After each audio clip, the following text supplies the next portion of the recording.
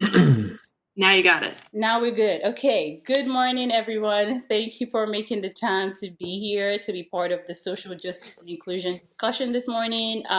This is all part of our effort to be to create or continue to create a socially just campus and continue to serve our students.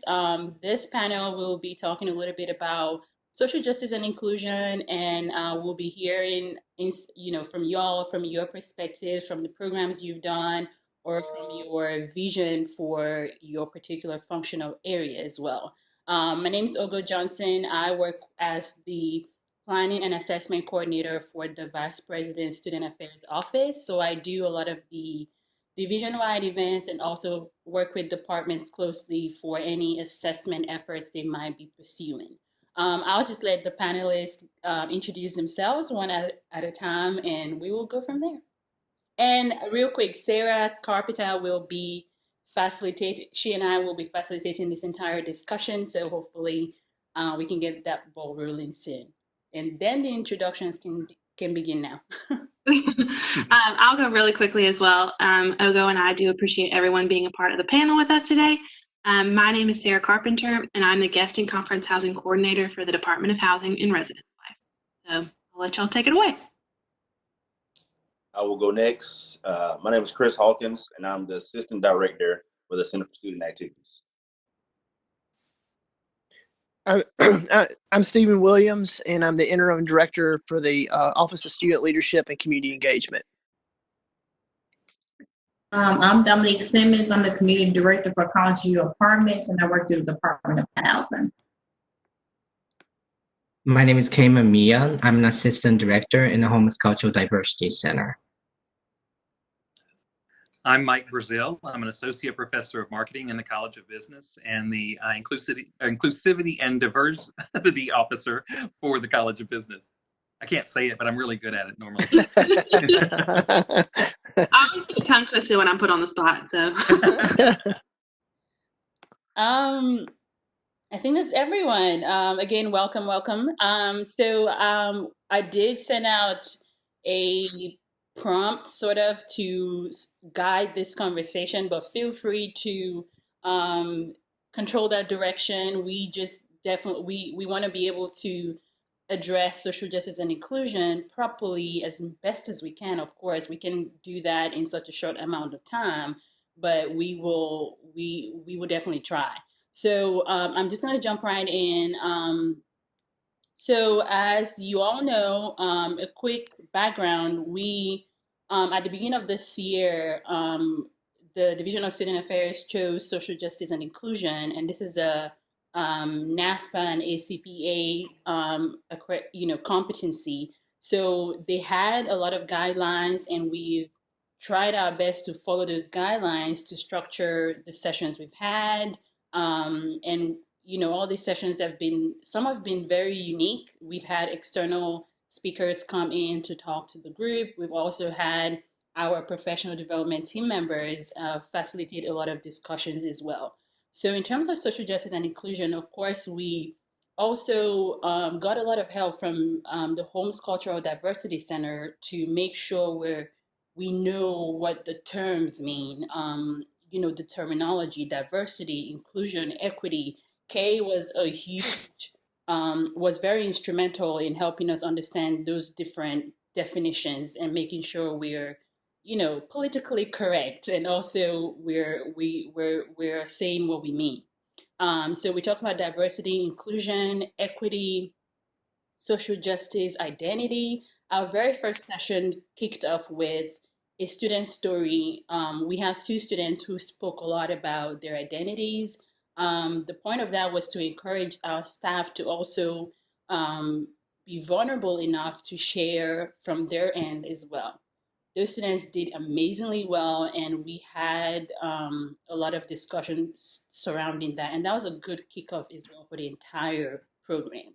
So in that prompt, I did show some keywords that we will be hearing a lot in this discussion, but I'm just going to jump ahead to say that our next session for this entire competency will be April 29th, and the learning outcome for that, and that's this Wednesday, the learning outcome for that is understanding how one is affected by and participates in maintaining systems of oppression, privilege, and power.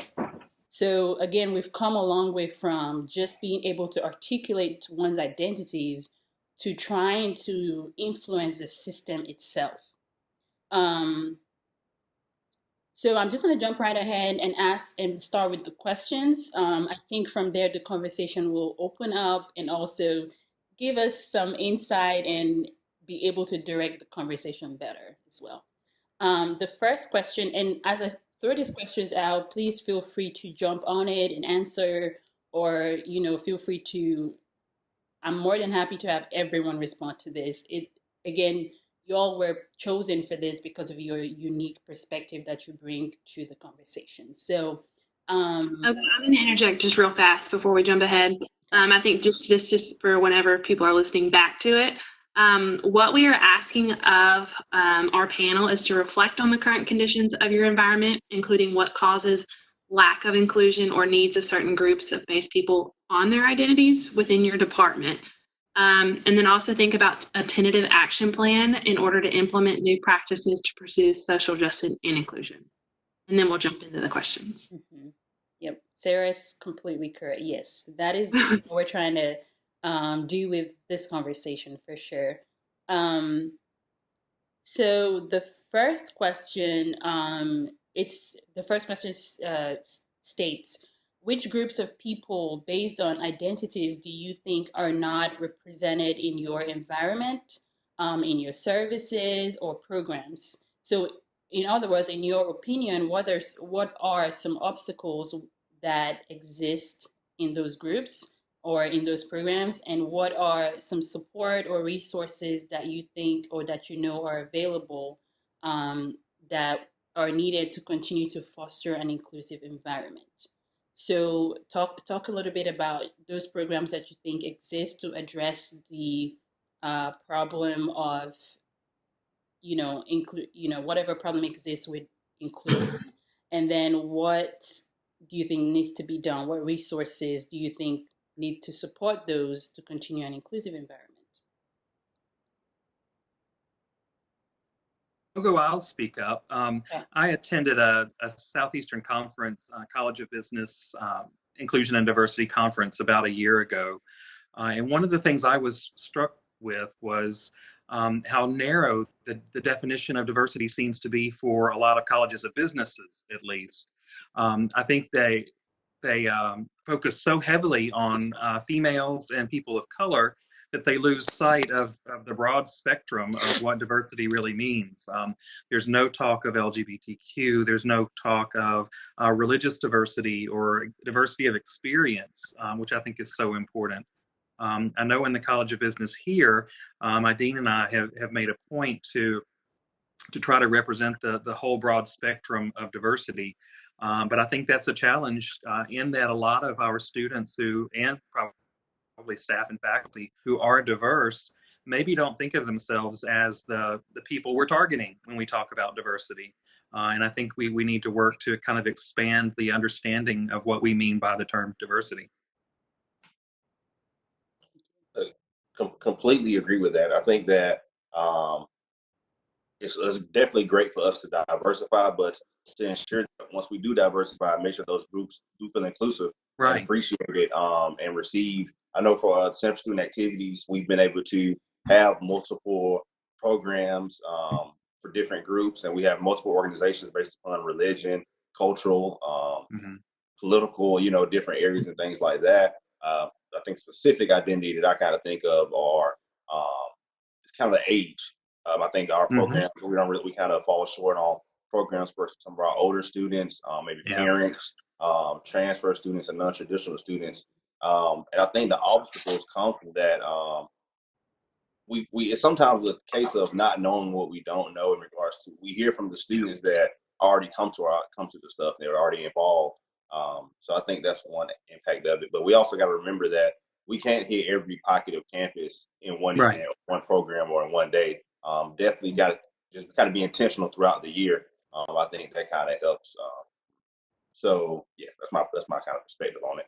Yeah, because I completely agree with that too. Because I think also a lot of people I know here because I'm from Mississippi as well, and so I know we focus a lot on just race, like you said. Right. It's just be black, white, however it is, but also we forget about students who are first gen college students, from their backgrounds. Because I was a first generation college student, and I did feel like it was hard because I didn't have those resources because people kind of forget about things like that, or even disabilities or age group, new, transfer students and stuff like that. So I know for me, even when I'm trying to develop a staff, and Olga probably can attest for this, I try to make sure that I have represented groups. Right. so we can reach out to as many people as we can when it comes to that, because I don't want to forget about my introverted students or my extroverted students, or my students who kind of have a hard time adjusting to college because their parents might not know how to help navigate them through college, or students with disabilities, just to have that inclusion part of it. So just making sure that we still kind of hit on it. But also, like you said, Chris, we can't do it all in one program. I work for housing, so we do a lot of programs. And so I always tell my students, even if you hit one person, that's all that I care about, because you have reached out to somebody who needed that support at that time. So maybe a little bit more programming probably could help, but also making sure that we can also have people that kind of identify with things more than just race or age or something like that. So looking more deep into that diversity piece and what it means. Yeah, I think I agree with everybody. From my perspective and the nature of my work, so our programs are very focusing on certain populations of students and faculty and staff. And I think it's really important to articulate issues of like certain social groups that they have, difficult experiences, different needs and demands. But at the same time, it's really difficult to include different identities. So what we're trying to do is that like we continue doing this type of work, supporting certain groups of students, but at the same time trying to include other identities and then focusing on the intersectionality of different identities. And then also I think from my perspective, it's important for people to understand that it's just like, again, somebody said it already, but it's a process of trying to make it better. It's very difficult to make program or service completely inclusive for everybody at once. So I think it's important to think as kind of like a process to build up your program and the service and the environment that can be inclusive for more students, more people from time to time. I think in our particular case, with the Maroon Volunteer Center, the Day One program, Montgomery Leadership Program, especially Montgomery Leadership in Day One, we have like an application process, and we accept a limited number of people. And so I know that the groups that the students we have chosen have represented a pretty diverse group of people. And I think, because we advertise to everyone through social media, we don't necessarily target certain groups, I don't think, but we make sure that it's in ways that everybody can see it, or at least we feel like we do. The problem we probably have had, and this is something our office has recently been asked to start looking at, is doing more co-curricular stuff to where it's not limited to a certain number of people. And so I think, in my opinion, we serve a pretty diverse group. We just don't serve as many people as we could. And so looking for ways to open up things that are more broad in terms of capacity to where more people can participate. And I think that's something that we've been asked to look at and are currently moving in that direction to where, yes, a diverse group, but if you only have 45 students participate in the Montgomery Leadership Program, we need to have something that can serve 200 or 300 or 400 students at a time. Thank you all so much for that. definitely what I hear that stands out for me is this idea of hidden identities. So I remember at the beginning of all this, we talked a lot about identities, and I think we got this graphic about an iceberg, like the iceberg graphic, where a little tip of it is showing above water, and then there's this huge masthead at the bottom. Mm. You know, all those hidden identities that are not visible that we could target, and we could you know, get more students to be involved if we are aware of them. So that's definitely interesting, and it's definitely not an easy thing to do. It takes a lot of attention and continuing to look at programs and how to do better every time. So thank you all for your insight. We think if there's does anybody else have anything else to add to that? Okay, totally fine. We can move on to the next question. To say as well, it's definitely something that we can see every single department on campus. They're striving to seek different aspects to widen the look at diversity in any way they can for either their students or faculty or staff, and we can definitely see that across the board. Mike, one of the things I really liked that you said, because it kind of just put a pin on it, was we need to look to expand the understanding. We don't need to just look at the surface level of these are the different identities and this is what it is. So I think that definitely helps us break down even further. The second question that we sent out for everyone: in which aspect of your department, community, services, and programs do you want to enhance inclusion and social justice? Examples include representation, participation, programs and services tailored for specific groups of people, mission statements, objectives, policies, rules, and so on. Think about student groups that you work directly with in the conversations that have come up.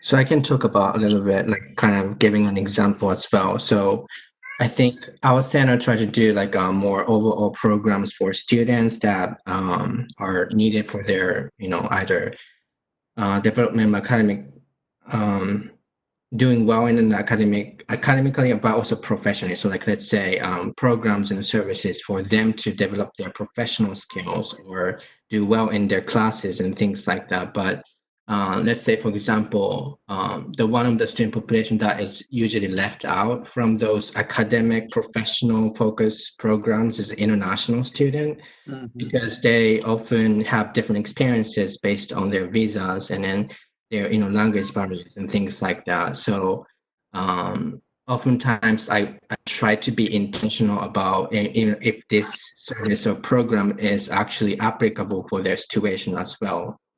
So one of the things that I really liked that the Career Center has started doing recently is that the diversity career fair. So like trying to invite different student organizations based on different identities, and then trying to, I guess, fill the gap between like if you do like overall their regular career fair, which is very important as well. But let's say international students, because of their visa statuses, they're not really eligible to even have interviews with certain companies.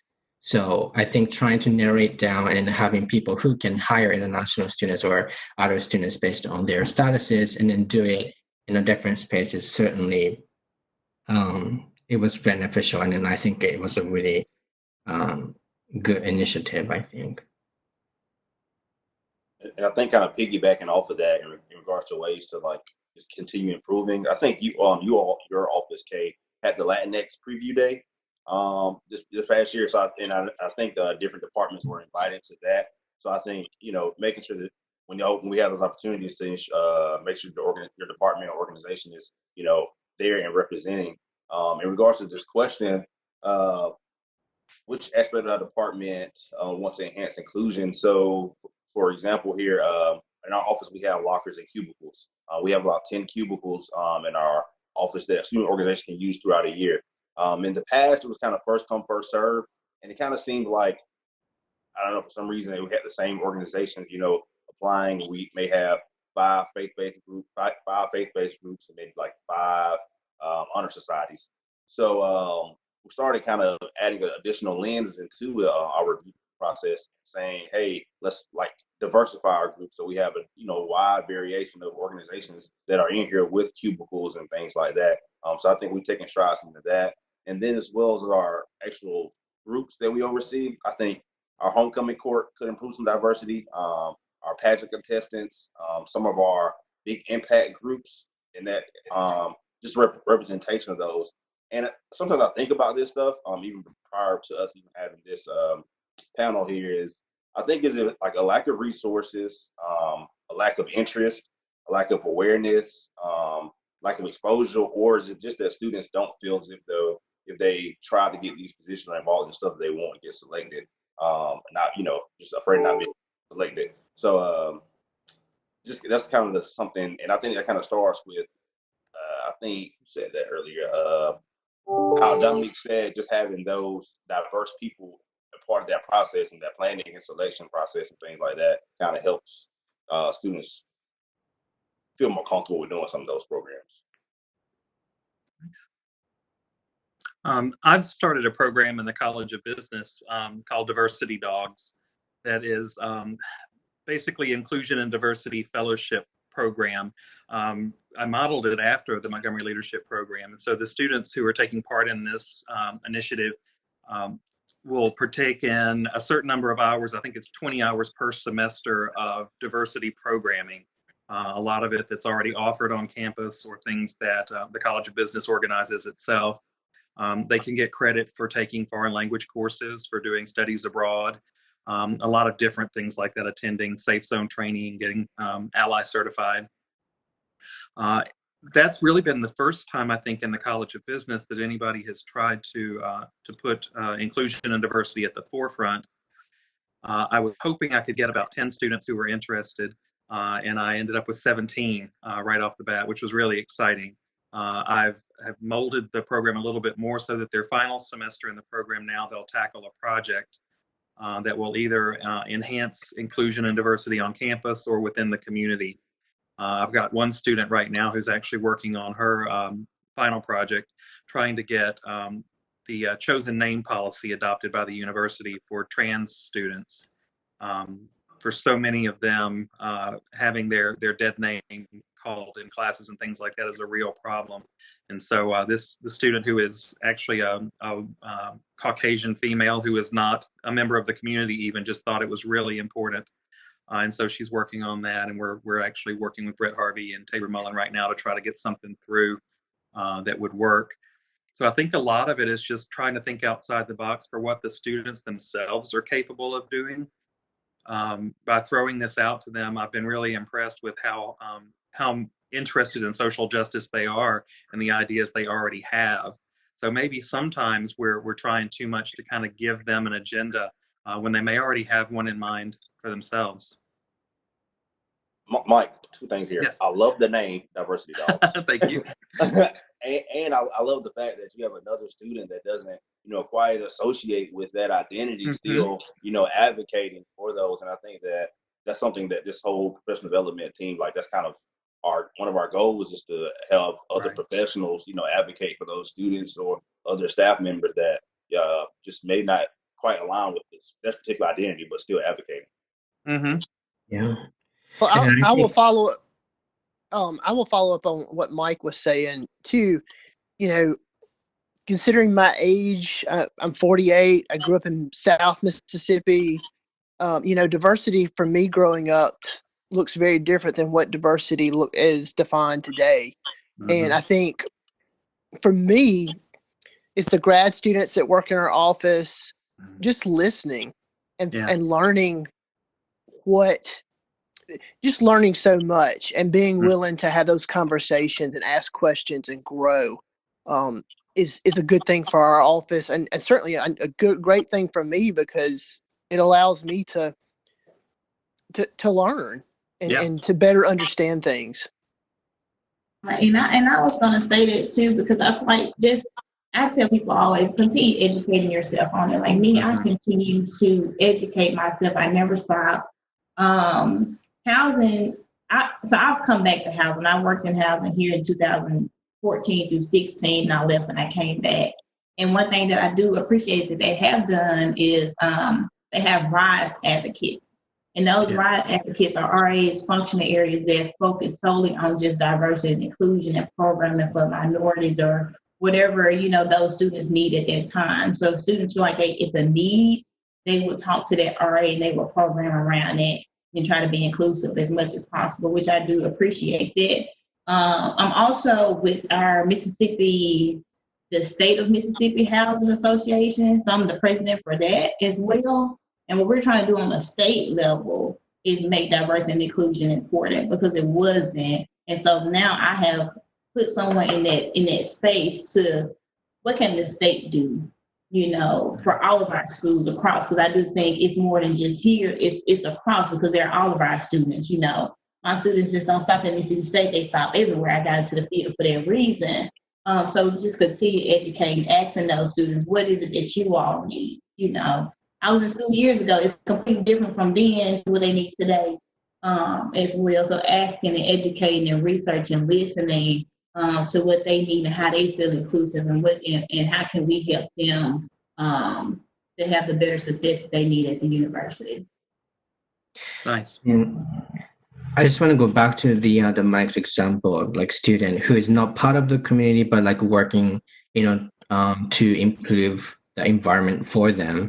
I think that's very important, especially coming from like my perspective, because I think our center's work, I think needs to improve in that aspect. So like we do a lot of programs, but I think we need to invite people from like different identities to participate in our program so that, they can either engage in like creating inclusive space for other communities. So like we do Hispanic Heritage Month, LGBTQ plus History Month, Black History Month, but a lot of participation comes from their community group. So we're trying to invite other, student populations through our student groups so that, they can come together and then learn about different things. And then, at the university, we're trying to make inclusive space for all at the end. So I just wanted to kind of mention that because we kind of lack in that point. Yeah, I definitely agree with all that. Mike, shout out to y'all for Diversity Dog thing. I agree. Thank you. That's a great name, and I know y'all are doing great work with that as well. In terms of, this idea of even if you're not part of a group, being able to extend yourself to do something about and make change happen, it's a big deal. And the point of this as well is for our staff to understand that even after professional development, that continued education is needed for you to be able to see the other end of things. For example, you hear the word diversity, only a few groups will come to mind, right?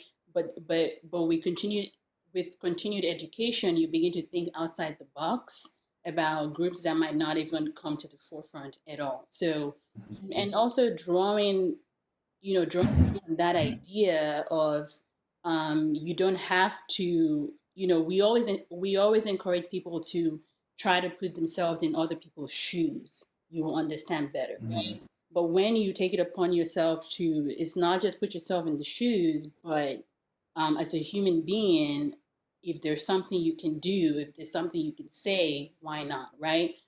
So that's sort of changing the culture of inclusion, simply because we hear inclusion and one group comes to mind, two groups come to mind, but you begin to just be able to think outside the box every time. For me personally, from my role as a planning coordinator, having done a few events for the division, I can definitely say that over time, I've also learned to try to, how do I put it? To try to think about groups within the division. So if I'm putting up a program, I'm trying to think about, okay, if I say this one word, what are the many ways it can be understood? So you're beginning to expand your knowledge, and that's what we're all trying to do, I think, in our different roles too. And I definitely think with, especially the takeaway from everyone else as well, the subject of diversity and inclusion, you'll continually be educating yourself on it. And that's one thing to actively be doing, because once you actually kind of get comfortable with something, it's changing. And that's definitely something that we see here on a college campus is we've got new students that come in year to year. So there's going to be changes in the way that they view things or they see the way that social justice and inclusion adapts to their lives. So as professionals in this field, we also have to be actively working to do so. And I will add just quickly, I think, at least I feel like this sometimes, maybe y'all don't, but sometimes I think as professionals, we feel like we always have to have the answer. Mm-hmm. And I think what Michael was talking about, the having that an agenda. And sometimes it's okay to say, I don't know. Mm-hmm. Can somebody help explain this to me? Help me understand it. What can we do differently? So I think sometimes we need to cut ourselves a little slack and realize, we don't have to have the answers to everything. We can just ask questions and listen. Yeah. Yeah. One of the, because again, it kind of goes back to our students are continually changing. So Stephen, you called your age out to everyone. But what you think is what they want is not what they want. So you have to actually take that step back and not have the answer, but listen to the students' needs. One thing that I've been kind of focused on too is this was a new project for me when I was given this role a year ago.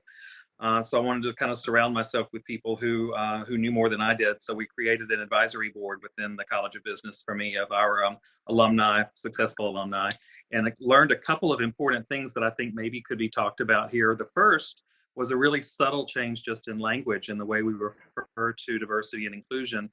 Some of them were telling me, I think it was one of our members from Procter & Gamble actually said that they've changed it and they now refer to inclusion and diversity. Because if you're not inclusive, you cannot maintain a diverse environment. That you have to first be inclusive, or you can recruit all day long, students, faculty, staff, and if you're not inclusive already, they don't stay. So you don't get the opportunity to be diverse. That was one important takeaway. The other was helpful to me when I was trying to sell the idea of diversity dogs to the College of Business that has an awful lot of white males in it and conservative white males. In talking to some of my board members, I found out that a lot of them, even white males who had left the South to go to work for big companies in Chicago and LA and New York, encountered a prejudice that they didn't expect, which was that because they were Southern, everyone expected them to come with this bigoted bias that most of them didn't have. And so they kind of started a little farther back than the rest of the group that was coming in terms of expectations. People thought they were going to be bigots just because of where they were from. When I explained that to a lot of our College of Business faculty, they realized, wow, you mean I could be somebody who might be discriminated against? And it was maybe the first time a lot of them had thought about that. And so both of those things came from that advisory board experience that I've got, and I'm really grateful for that. So I don't know if those points are something that we could talk about or not. Does anybody have any input? Yeah, those are definitely really good points.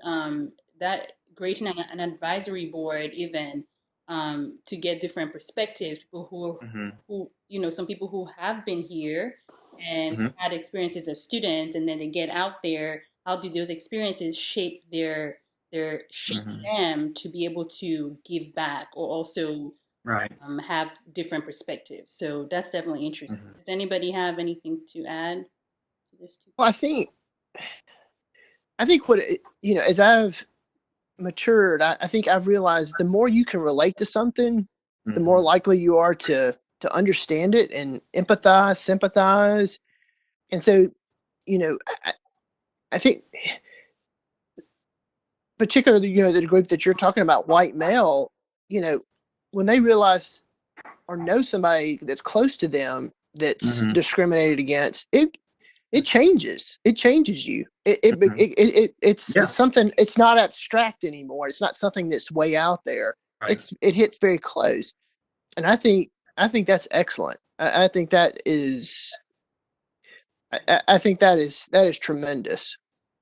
And with the exposure piece, because I grew up in an all Black neighborhood. I went to a HBCU, which is a historical Black college for undergrad.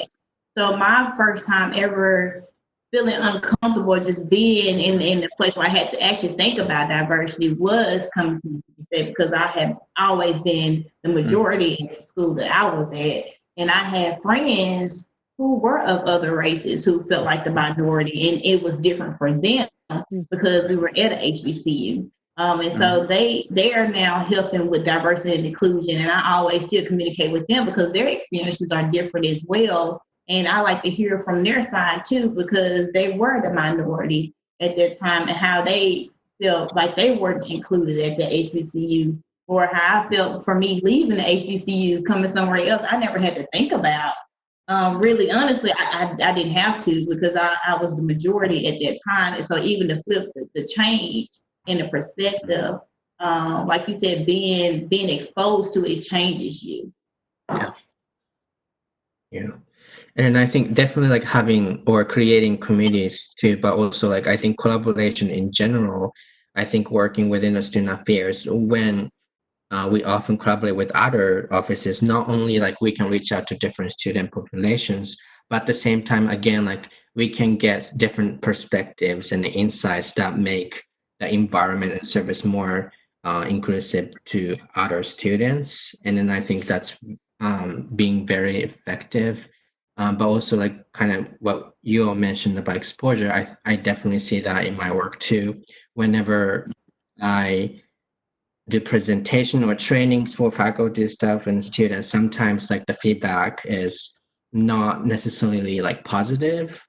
Sometimes like I see resistance, but also, you know, that's fine too. Again, like it's not like, you know, one-time presentation training will change their attitude or, you know, perspective. So I think, but having those conversations can be superficial, but at the same time, I think we need to just continue doing that, and then bringing other initiatives. And then I think one initiative might look not enough, but like continue doing different types of work and initiative in different spaces will, I think,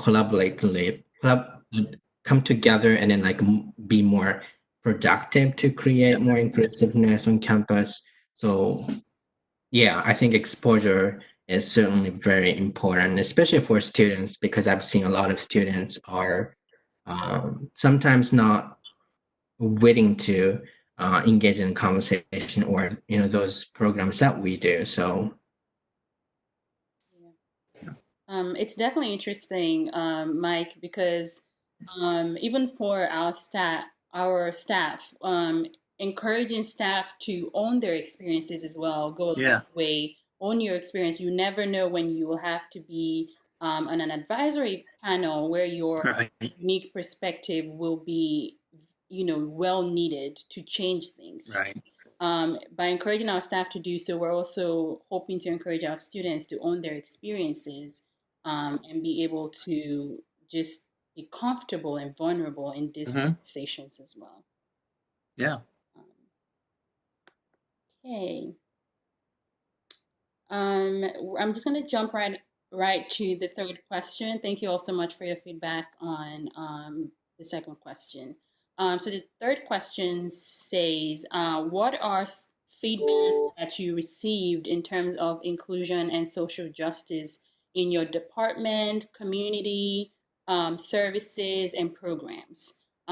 Think about this other end. How are these programs affected by privilege and systems of power? So I think we sort of touched on that, you know, on that larger scope of things. So sort of talk about how those programs that you've mentioned or some programs that come to mind are affected by privilege and power. Well, I'll go ahead and talk just briefly about our Day One program, which is for incoming freshmen. We recruit, we send stuff to everybody who's been admitted to Mississippi State. And the application is very short, and basically if you take the application serious, you're going to get an invitation to be in the program. And so we've we've always had a pretty diverse group. But when it comes to registering for classes, that's typically been done through orientation.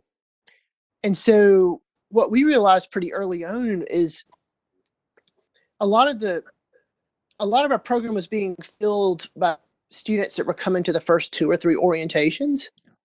And we realized in a lot of cases that tended to be people who were not first generation college students, because they had parents that were on top of things and knew how college worked because they had been to college. They also had the money to pay to go to orientation. Mm-hmm. And so we were keeping a lot of people out. Our program was filling up with a lot of people that weren't first generation, that maybe didn't have the means or the knowledge to know that they needed to come into an earlier orientation. And so we've really tried to make sure that we have space for those people who come to the later orientations or can't come to an orientation at all, and work with them to make sure that they have an opportunity to get in the class and get in the program. Nice. And I can give you some examples. So I think in the LGBTQ plus community, and then even through my experience with Safe Zone and different trainings like that, I think the privilege and power really kind of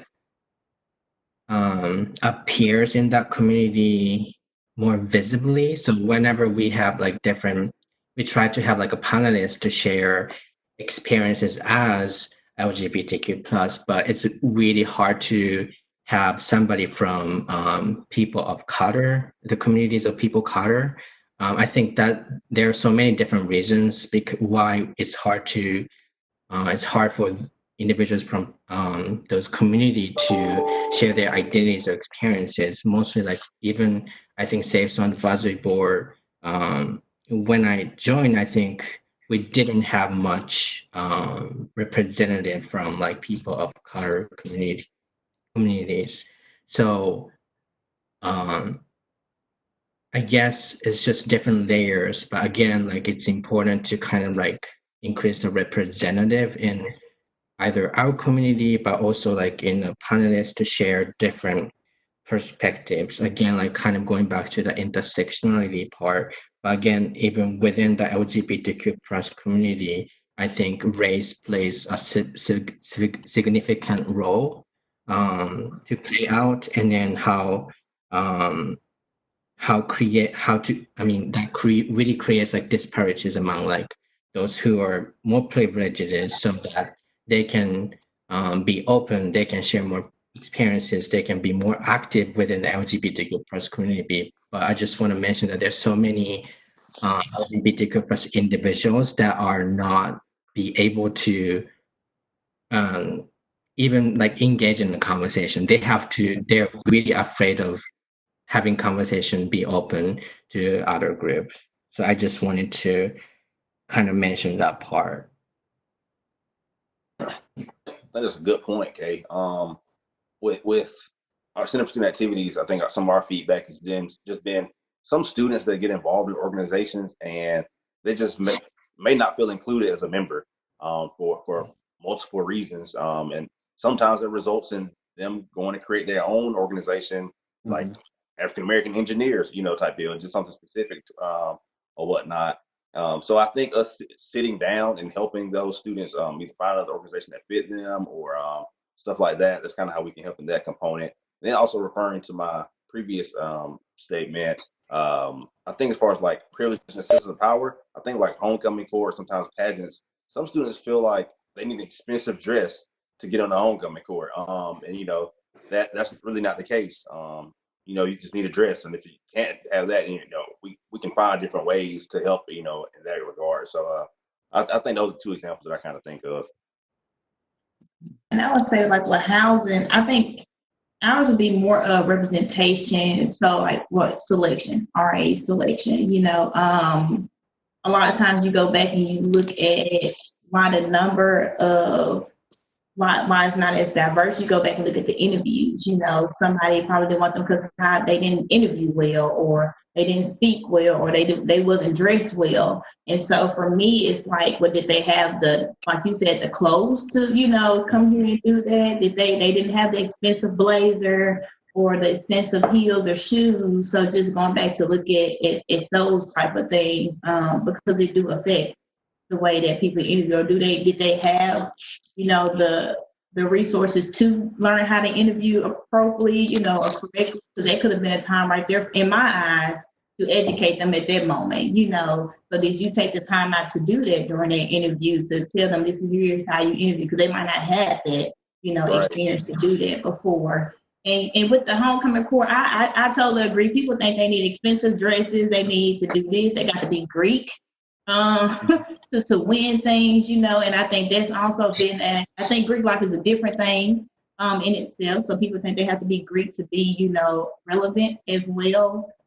So that kind of holds people back from entering to certain type of organizations or certain things too. Because I even see it here, even at housing. A lot of times they're scared to be Greek because they might not be an RA. So it kind of so it's a lot of things that plays into that. And so from my end, that's what I kind of see on that side of it. Dominique, because that you kind of said after students interview, whether or not they get that position or get in that organization or not, if you see something that you could help a student, interview better down the road, I think definitely taking that 5 minutes and stepping out and talking to the student, hey, you did great, but future reference, don't do ... or do this in the third. Right. I think that's so impactful. I completely agree with you on that. Right, because I think we had that kind of issue this past time. We didn't have a lot of minorities come for the graduate position. And we did have one young lady who did come, and she was a person of color. And I guess it was, I had to actually take her out for a minute, and that's from me because I've been there before, but I'm always thinking like that. But a lot of people might not be always thinking like that, which is nothing wrong with that. But if we can take the time out to let me talk to you for a minute, because I know this might be your first interview, it could be your second. You never probably had that experience before, but I want to give you some advice and some resources here because I care from that end of it too. I think a lot of what you guys are talking about really ties back to what Kay was saying too about the diversity within the diverse populations themselves. I mean, we're talking about or I guess we tend to think about these diverse groups as if once we break them into the diverse group, that they're somehow all the same, and they're just not. There's different experiences there as well. They're a population too, and diversity within that, and a lot of prejudices within the diverse populations. I know, like Kay was saying, LGBTQ people of color have an especially challenging time because within a lot of their race communities, there's even more prejudice against LGBTQ community members. Within the LGBTQ community, there's a lot of kind of expressed hostility toward bisexuals, and so they feel a prejudice against them as well. So I think a lot of this needs to just remind us that once we are dealing with a diverse community, we've still got to respect the diversity within that community itself as well.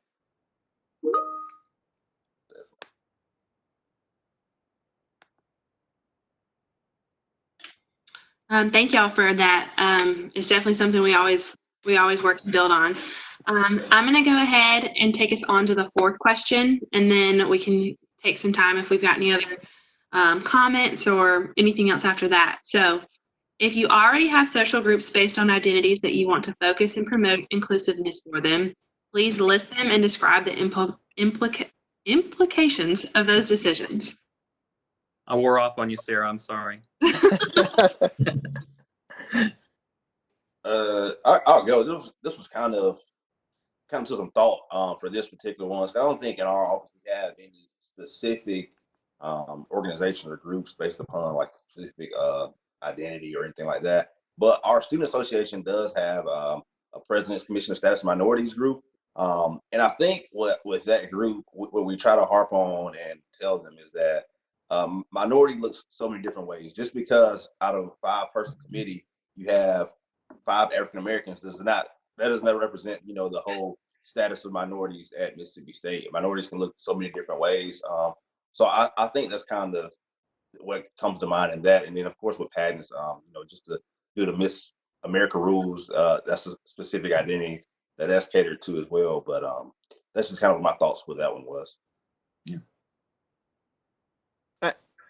I think just kind of what I mentioned at the beginning was just we seem to do okay on diversity. It's just the numbers in terms of being able to serve more people within the different communities, and just sort of expanding what we're doing already and having the resources to do that. Yeah.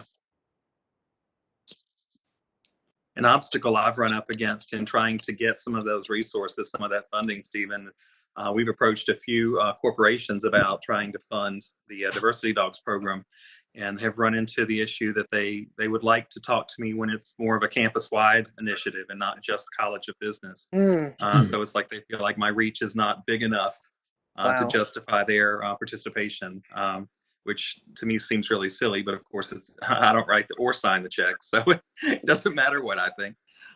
But that's been kind of challenging, is that that the effort that we're trying to make, some of these companies that want to put their name on something don't feel like it's big enough yet. And that's frustrating. Sure. Yeah. I mean, you can't get big until you start small, right? Exactly. Exactly. You got to think big and all that good stuff. I'm in business. I know how this works. So I already have like some, identities that I focus within my role. So LGBTQ plus and international and Latinx populations. But one of the things I'm trying to do is just, again, trying to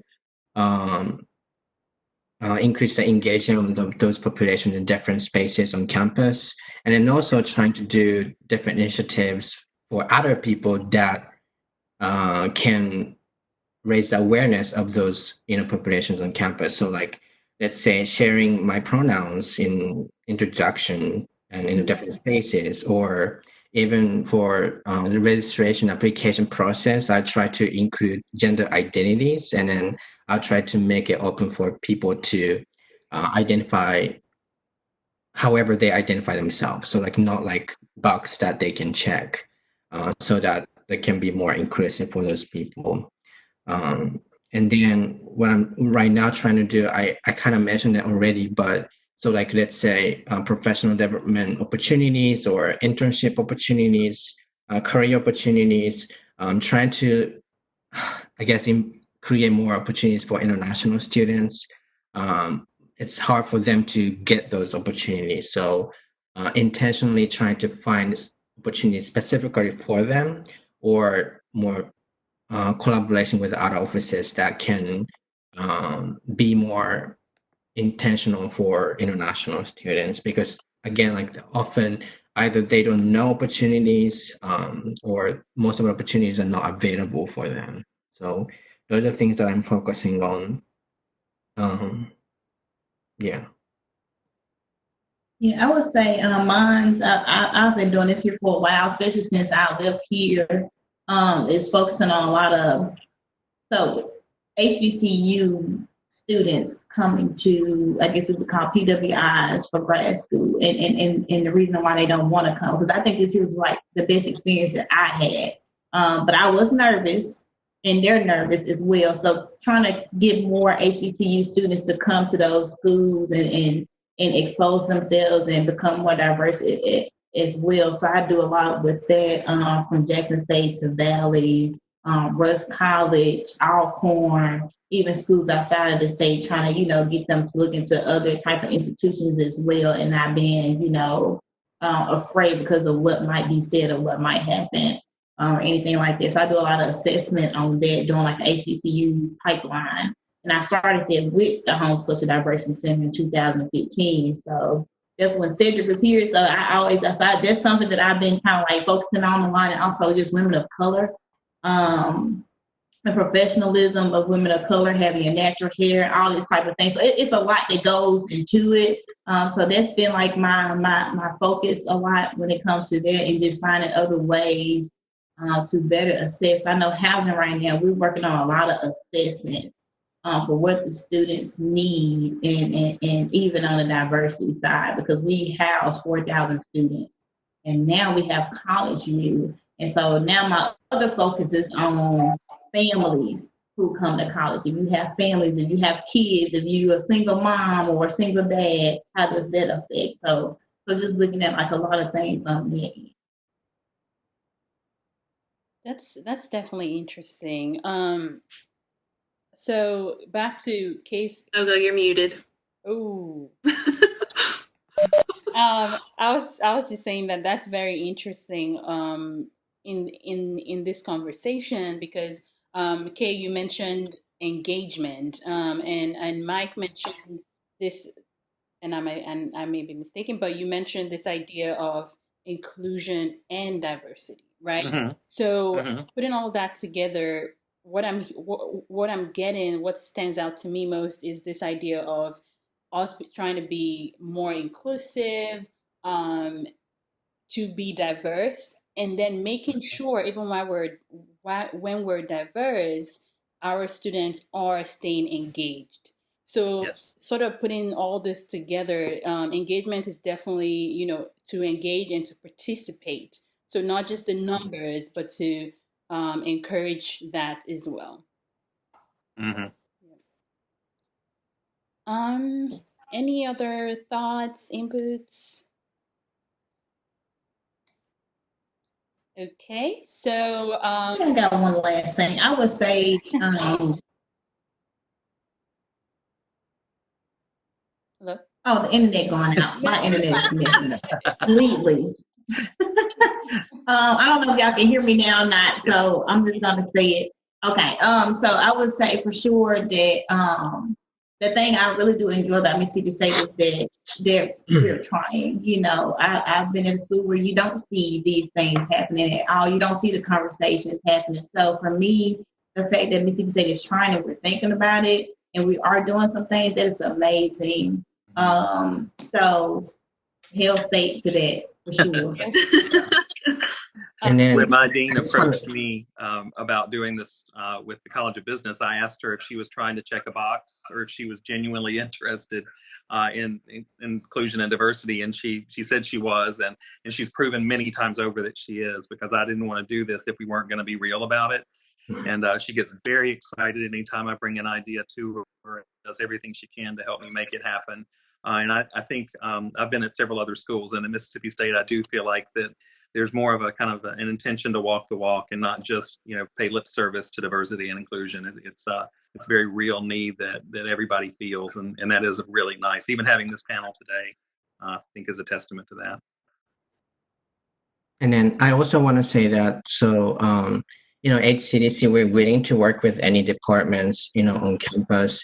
And then I think a lot of people within the Division of Student Affairs already know, but, the often general perception of diversity, inclusion, equity office is that like we criticize all the time.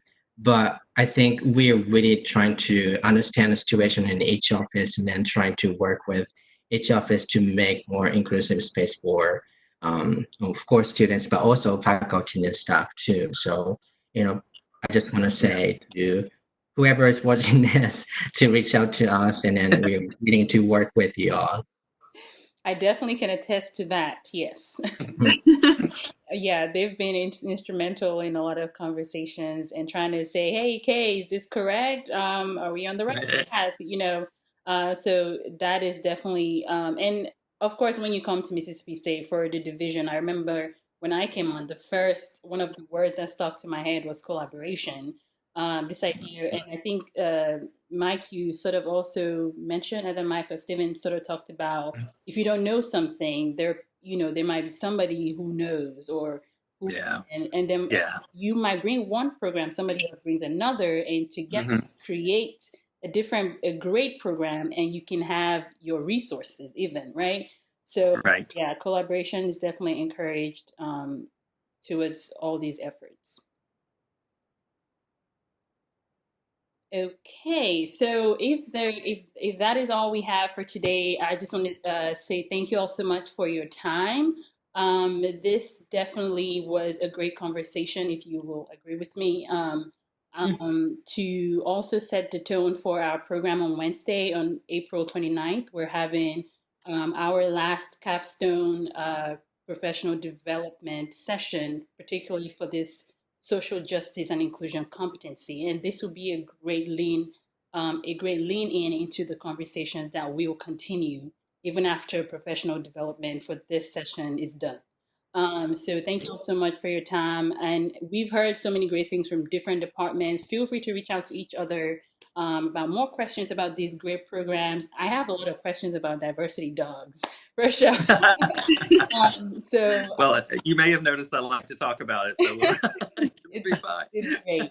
We are all working together to make sure we serve our students the best way we know how, and also serve each other. That's the point of being able to talk together like this and share thoughts and ideas as well. So I just want to say thank you all so much for your time. Feel free to reach out if you have any questions, concerns, and of course this will be up on our professional development website for our staff. Sarah, do you have anything to add? Or? I do not. Again, just thank everyone for their time. It was just great to hear from everybody, because you just only feel like sometimes you're working for your department. So we all see that together we're cohesively working to bring this for our students and just also our campus. Again, thank you so much, and have a wonderful rest of your week. Stay safe out there.